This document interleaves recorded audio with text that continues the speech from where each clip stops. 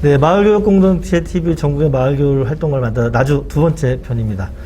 제가 나주에 내려오게 된 게 바로 이분 때문인지 여기 와서 알았습니다. 전화는 다른 분하고 소통했는데 처음에 제 전화번호를 알아서 확인해가지고 연락을 취하셨던 그분이네요. 우리 나주교육지원청에서 일하는 장학사님과 함께 우리 나주 마을교육공동체 이야기를 나누도록 하겠습니다. 소개 직접 부탁드리겠습니다. 네, 안녕하십니까. 나주교육청 장학사 이영묵이라고 합니다. 네. 반갑습니다. 장학사님들 인터뷰할 때마다 느끼는 건데 사실 이 일이 쉽지 않은 것 같아요. 그래서 사실 인터뷰 처음엔 잘 안 하시려고 그러는데 딱 적극적으로 해주니까 너무 고맙습니다. 자, 자기소개 하셨으니까 이제 본격적인 질문 한번 해보겠습니다.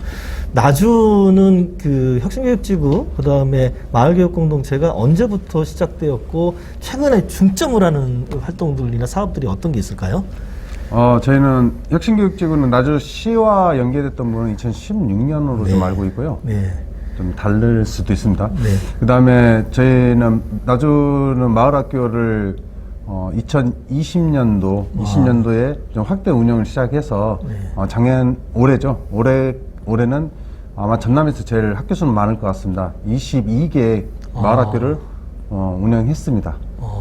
인구수나 학교 숫자로는 많은 편인데요. 그러죠. 서울에도 처음 할 때 그렇게 많이 하는데 20년에 본격하시면서 숫자를 늘렸다는 게 대단합니다. 일단 양적으로는 많이 팽창이 됐었고요.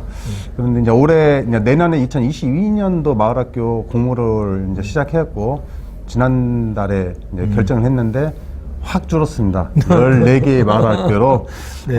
어찌 보면 이제 할 수 있는 역량이 있는 마을학교를 중심으로 공모 선정이 되지 않았나 생각됩니다. 요 안에는 여러 가지 이야기가 같이 있을 수 있을까. 저희도 보면은 저희 인천 7개가 하는데 40개까지 하다가 몇 년 지나니까 오히려 줄더라고요. 그래서 제가 왜 그래 했더니 똑같은 말씀 하시는 거예요.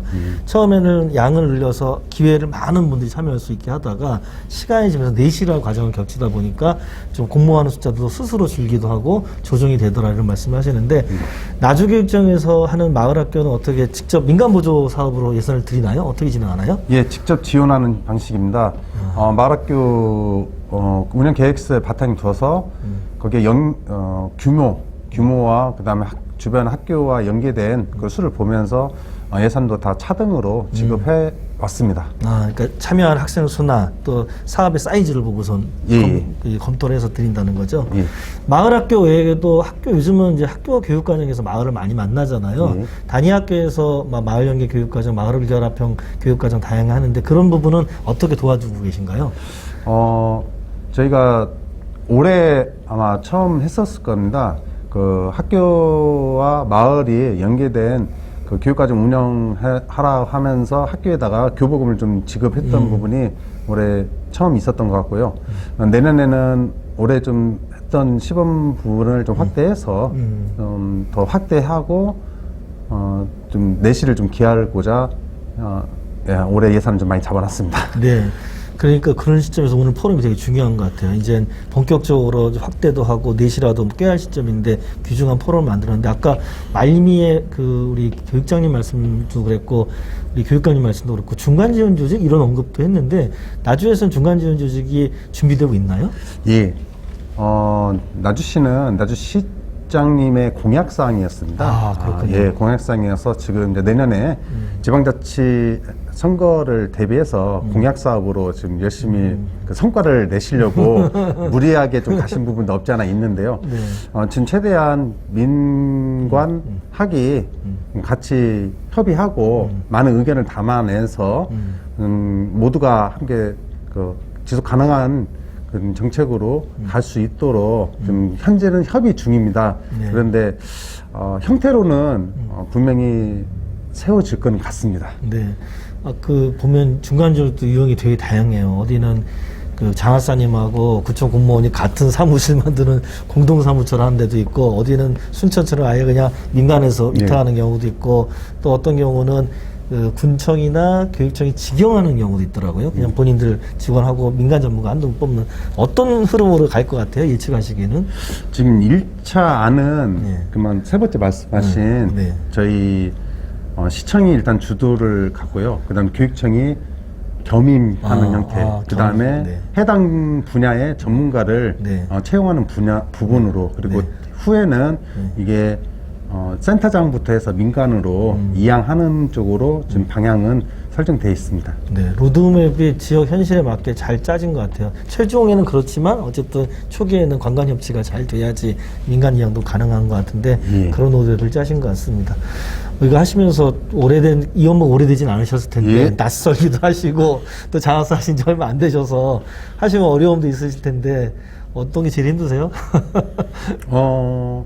힘든 것은 그냥 이게 뭐 솔직히 말씀드려도 괜찮은가 몰라도 장학사를 하는지 영업사원을 하는지 그런 느낌이 좀 듭니다. 네.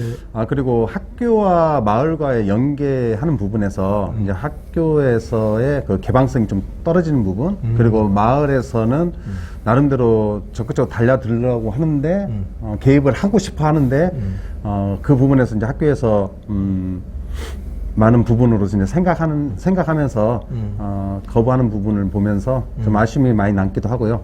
그리고 또 마을 자체 내에서도 자체 영향이 되지 않는 부분이 있는데 무리하게 학교와 결합을 해서 하나의 이제 교육적인 부분이 아니라 사업적인 부분으로 접근하려고 하는 부분, 그런 부분에서 이제 중재적인 역할을 해야 하는데 그 부분이 좀 잘 풀려지지 않을 때 좀 아쉬움이 남고요.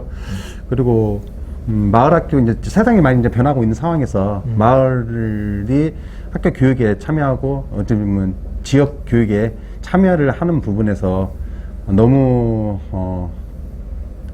어찌 뭐라고 말씀드리기 좀 그런데 거시기부를 경제적인 부분을 많이 좀 생각하다 보니까 네. 진정한 아이들의 그 행복과 미래에 대한 고민보다는 그런 경제적인 부분을 많이 생각하다 보니까 방향을 잡지 못하고 또 철학도 많이 부족하고 왜 우리가 이걸 해야 하는가 부분에서 그런 부분에서의 좀 아쉬움이 좀 많이 남습니다. 네. 우리 장학사님 되게 직설적이고 솔직해서 인터뷰가 너무 좋아요.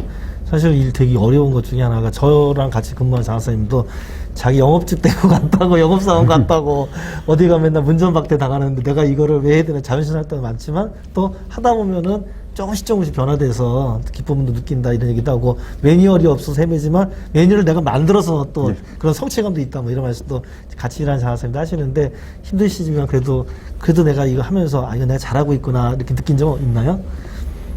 그만 말씀하신 것처럼 네. 없는 것을 만드는 과정, 그냥 그걸 성취가 됐던 안 됐던 간에 어떻게 도전한다는 것이 전 개인적으로 좀 좋은 것 같습니다. 예를 들어서 1편에서 나왔던 빛가람 마을학교랑 어떤 공간의 문제를 함께 좀 고민하고 좀 해결하려고 했는데 결과적인 부분에서는 좀 안 됐지만 그래도 앞으로 미래를 봤을 때 마을학교의 지향점을 생각하면서 그 공간을 확보하고자 하는 노력했던 그런 기억이 좀 좋지 않은 성과였지만 아주 좋았던 과정이었던 것 같습니다. 네.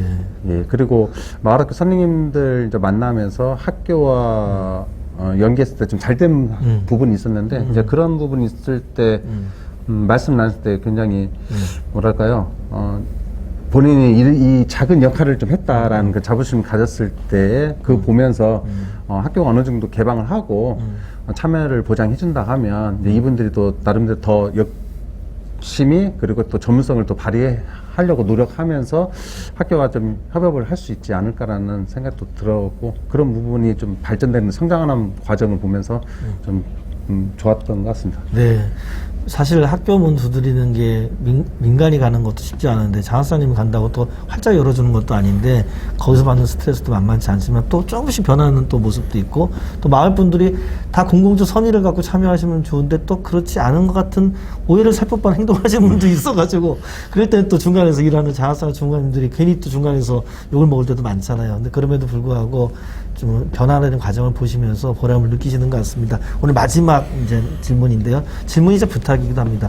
제가 이 TV 채널에 참여하게 된 동기는 226개 중에 부족 190개가 넘는 기초지방자치단체에서 혁신교육지구 이름은 다양합니다만 그걸 사업을 통해서 마을교육 공동체를 만나는데 서로 어디서 뭐 하는지 모르는 경우도 많고 이게 또 한계가 있는데 이렇게 유튜브 채널을 통해서 제가 찍어서 올리니까 서로 많이 배우신다고 하는 것 같아요. 그분들도 아마 이 채널을 보고 계실 텐데 전국의 마을교육 공동체에 함께하는 장학사님들, 주무관님들 또 우리 공무원 외에도 또 다양한 지역사 활동하는 시민들, 학부모님들 연대 응원 말씀 부탁드립니다. 예. 모두들 다 열심히 하시고요. 굉장히 자랑스러워 하시는 것 같습니다. 그 속에서 좀 욕심도 나름대로 있는 것 같은데요. 상대 부분에서 조금 욕심을 내려놓는다고 하면, 좀 소통과 그리고 협력할 수 있는 부분이 많아질 거라 생각이 듭니다.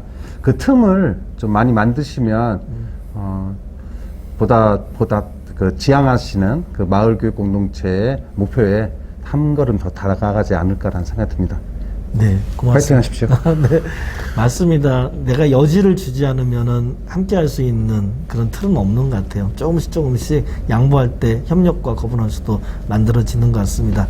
오늘 두 번째 나주편 인터뷰 이것을 마칠 건데요. 우리 파이팅 하면서 마무리하겠습니다. 마을교육 공동체 파이팅! 파이팅! 네, 고맙습니다. 감사합니다.